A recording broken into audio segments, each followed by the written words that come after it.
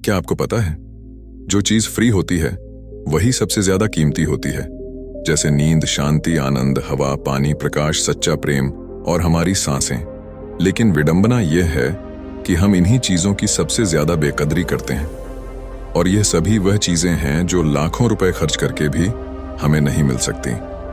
सबसे महत्वपूर्ण कारण है कि हम इन सब चीजों की कदर नहीं करते, वो है हमारी चलती भागती जिंदगी और हमारे गलत विश्वास की।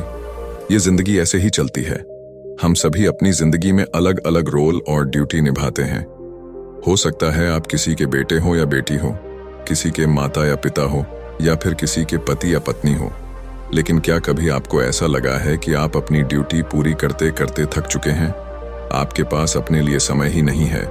क्या आपको कभी ऐसा लगा है कि आपकी खुद की कोई लाइफ ही नहीं है और आप बस अपनी ड्यूटी पूरी करते जा रहे हैं? असल में हम जिस दुनिया में जी रहे हैं उसी के कारण हमें ऐसा महसूस होता है जैसे कि हमारी कोई अपनी पर्सनल लाइफ है ही नहीं। जैसे इस दुनिया में हम एकदम अकेले हैं। आज की इस भागम भाग भरी जिंदगी में हमें हर एक चीज चाहिए और तुरंत चाहिए। आज किसी के पास इतना समय नहीं है कि वह कुछ पल निकाल कर अपनी जिंदगी के बारे में सोचे। लेकिन इसका भी एक समाधान है जो कि आपको इस वीडियो से मिलेगा। इस वीडियो में आपको सुकून, हिम्मत और नॉलेज के बारे में सीखने को मिलेगा। तो आइए शुरू करते हैं इस कहानी को।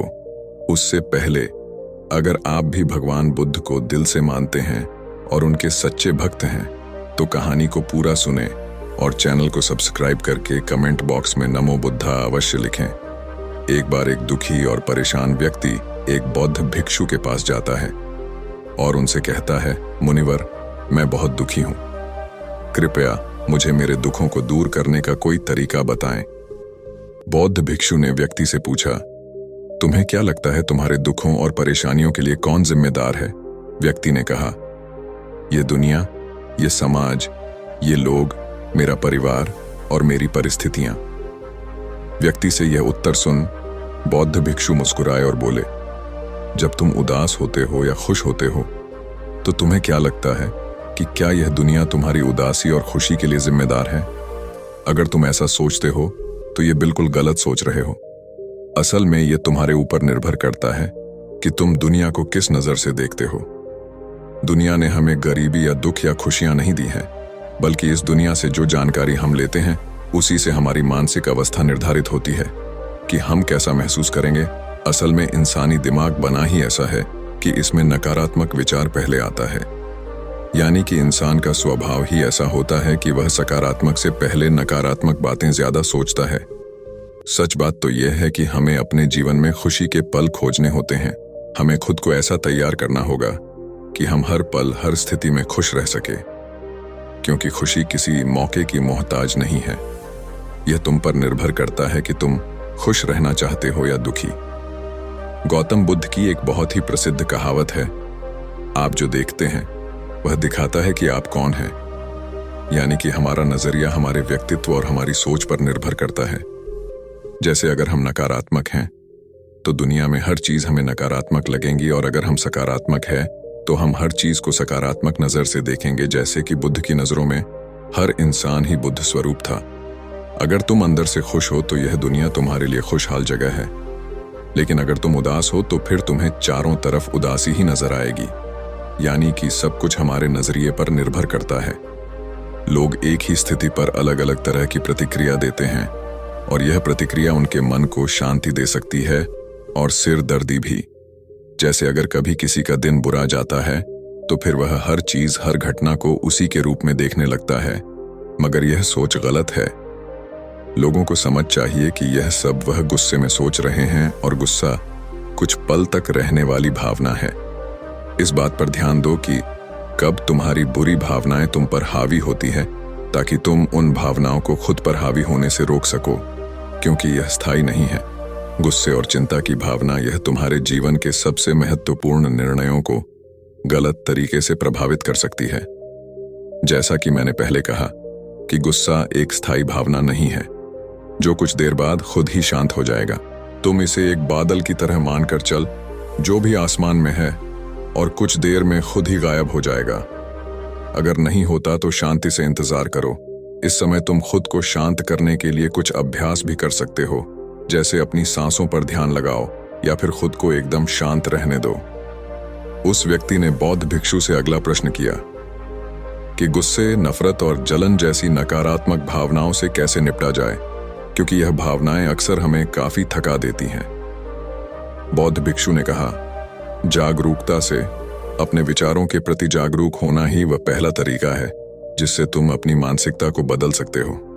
बौद्ध भिक्षु ने उस व्यक्ति से पूछा, वैसे जब तुम्हें बुरा महसूस होता है तो अक्सर तुम्हारी पहली प्रतिक्रिया क्या रहती है? व्यक्ति ने उत्तर दिया, मैं उस नकारात्मक भावना को वहीं दबाने का प्रयास करता हूं, या फिर उसे स्वीकार नहीं करता, या फिर जल्दी से अपना मन कहीं और लगाने का प्रयास करता हूं।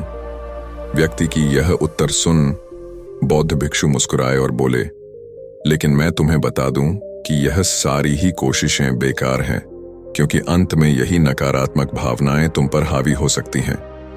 व्यक्ति ने पूछा, तो फिर ऐसी स्थिति में मुझे क्या करना चाहिए? बौद्ध भिक्षु ने कहा, अगली बार जब तुम पर नकारात्मक भावनाएं हावी हो और तुम बुरा महसूस करो तो उसे ऐसे देखो जैसे कि वह भावनाएं तुम्हारा हिस्सा है ही नहीं। जैसे कोई पैदल चलता हुआ इंसान राह चलते हुए दूसरे इंसान को देखता है। मान लेना कि तुम्हारा हिस्सा है ही नहीं, तो अब यह तुम्हें कैसे परेशान कर पाएगा?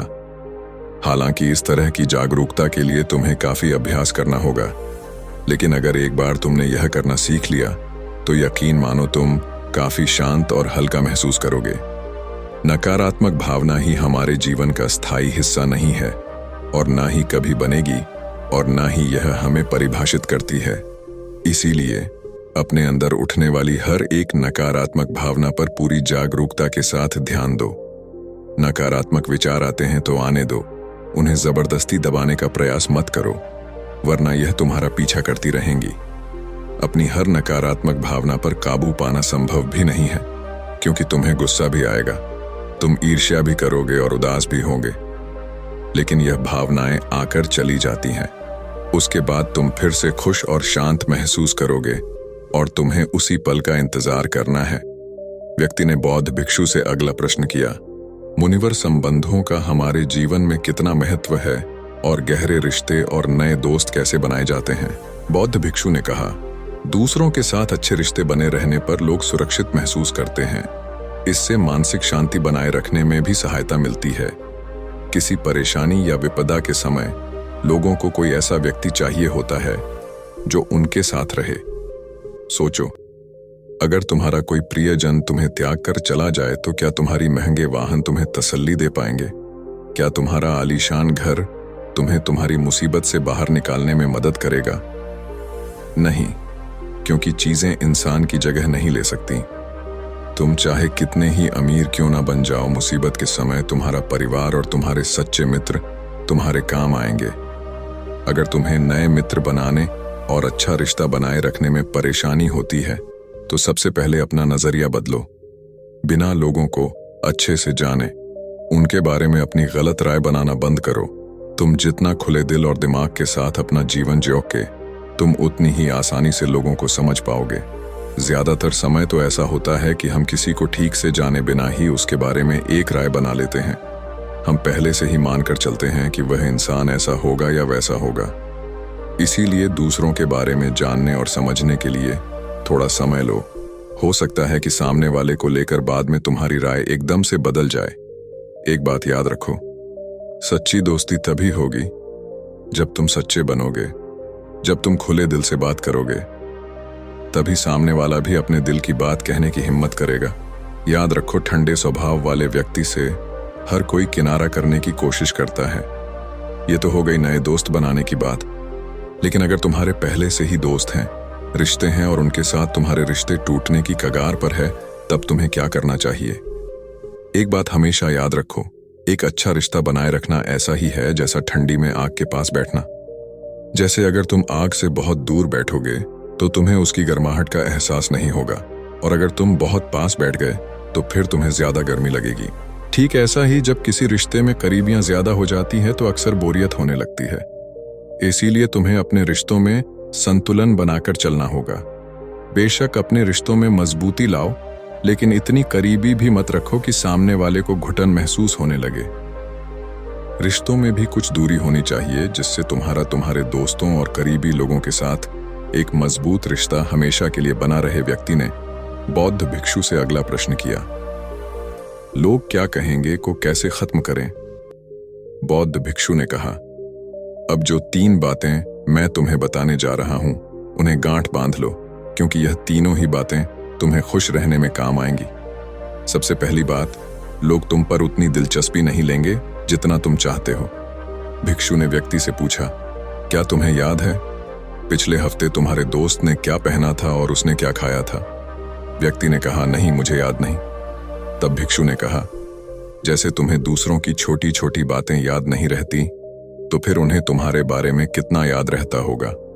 और जब लोगों को तुम्हारे बारे में याद ही नहीं है, तो फिर चिंता करके क्या फायदा कि लोग क्या कहेंगे। असल में लोग हमारे बारे में उतना नहीं सोचते जितना हमें लगता है। दूसरी बात, हर कोई तुम्हें पसंद करे, ये जरूरी नहीं। क्या तुम सबको पसंद करते हो? नहीं ना, तो फिर तुम दूसरों से क्या उम्मीद करते हो कि वह तुम्हें पसंद करें? अगर कोई तुम्हें पसंद करता है तो अच्छा है, और अगर नहीं करता तो कोई बात नहीं। किसी की पसंद या नापसंद से तुम्हें फर्क नहीं होना चाहिए। इन बातों को स्वीकार करना सीखो, यह सब जीवन का हिस्सा है। जब सबको खुश रखना संभव नहीं है, तो फिर हम इसकी इतनी चिंता क्यों करें? तीसरी बात, ज्यादातर चीजें जो हम दूसरों के नाम पर करते हैं, असल में खुद के लिए कर रहे होते हैं। इसीलिए खुद के प्रति ईमानदार रहना भी एक अच्छी बात है।